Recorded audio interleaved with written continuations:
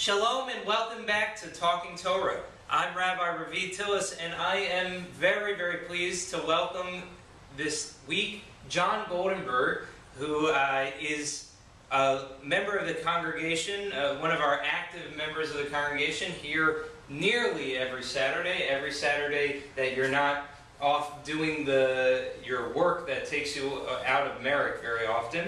But whenever you have the opportunity, you're here, and we are blessed to have you in our community. And one of the things that John has taken on himself, and with the help of Charlie Scott, but really John has carried the mantle in this way, has been that John has started a new greeter committee, which is to say, once called the usher committee, but this is not ushering. We're not talking about guiding people to their seats in the way that ushering used to be. We're talking about greeting people, welcoming them, making sure that people who are new to our community or otherwise, even if they're every week visitors to our community, we want to make sure that they feel as welcome as possible, and and John is the face of that initiative. Well, thank you, Rabbi. I'm glad to be here, and we do try on Saturdays to make people welcome and comfortable and inviting into the show and to come and to worship it with our family. Yeah, and I love it. And John really has that attitude. He sees our community as a family, as an extension of his family, him and Michelle, and that's been so wonderful. John, how can other people help? We always need volunteers. We need people who are willing to be friendly and to welcome people to the show. We always need people on Saturdays, especially if there's a simcha going on. You can reach me by email at john@goldenbergs.com. It's real easy. It's just my name. And we'd be more than happy to have more people. The more people who get involved, though, the more we can really share this important responsibility that we all have to making the community feel more and more welcome. So the more people who get involved, really, the better for everybody. The better for the guests, but also the better for ourselves as well. So let's get to Talking Torah a little bit. I know that, John, we had been talking a little bit off camera about some of your ideas, and you had some really interesting thoughts. So this week's Parsha, Shlach Lecha, is all about the story of Moses sending out the scouts or the spies, one from each tribe, to go see. What's the story with the land of Israel? They're getting close now. Right. They're almost there, and they want to know what are we going to be dealing with when we get there. And famously, 10 of the spies come back, and they say it's going to be too much. They said the people are like giants, and we were not going to be able to defeat them. Right. And what John very astutely pointed out with the help of Rashi, has done a little bit of research with the help of Rashi, is that in verse 31, it says, Lo nuchal, we will not be able, la'alot el ha'am, to overtake that community. Why? Ki chazaku, because it is stronger, mimenu. Now, mimenu is an interesting word. Yes. Because mimenu means greater than, either greater than us or greater than him. Yeah.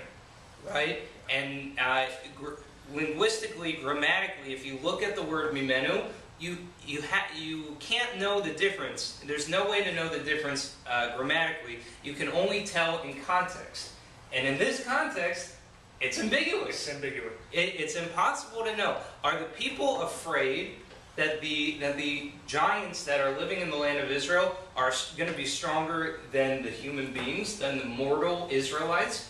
Or is it that they're afraid that even with God's help, that God will be defeated by these people? What do you think? What do you think was going on in their head? Well, I think there was a period of self-doubt, whether or not they could accomplish anything, whether or not they could accomplish defeating these people, and whether or not God was strong enough to help them. And they doubted God, they doubted themselves. Right.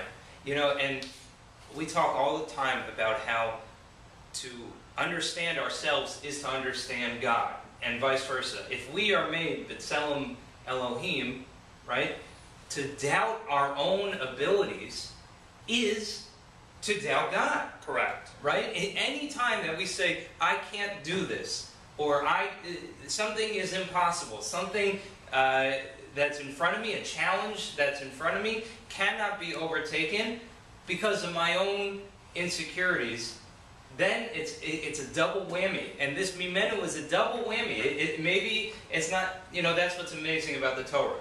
It's never ambiguous. Right. It's always telling you something. It's telling you to doubt yourself is to doubt God. And the other question is, since we believe that God is all-knowing and all-powerful, why did he have to have Moses send scouts out? Wouldn't he know that they could either defeat them or not defeat them? And why did he tell Moses to send scouts out to find that out? And why do you think? I think he wants us to learn things ourselves. Right. Exactly right. You have to be able to see it. If God says you can do it, but then they get to the land of Israel and they say, and everybody else sees these giants, that's when the doubt creeps in. It's better that the doubt creep in at the beginning, and then they are able, Caleb and Joshua and Moses and Aaron are able to rile the people up enough to say, no, God is with you, never doubt God. Right. God defeated the great Pharaoh. God defeated the great Egypt. God split the Red Sea. God brought down the Torah and made the mountains quake. You think that these giants are bigger than the mountains that God made to quake at Mount Sinai? No, obviously not. But you need to know that when you see those giants, when you enter the land of Israel, that God is Imenu, is with us, and is with us always. So that's a great insight, all from one little word, mimenu, but tremendously profound, especially when we think about our own relationship with the divine. So thank you for bringing that, John. Thank you for bringing that to me. Thank you for bringing that to everybody out in watching land. And like John said, if you want the opportunity to join us in welcoming other people into our community, please email John. So thank you again to John. Thank you. Really appreciate it. And to everybody else, we say Lehitraot and Shabbat Shalom. Shabbat Shalom.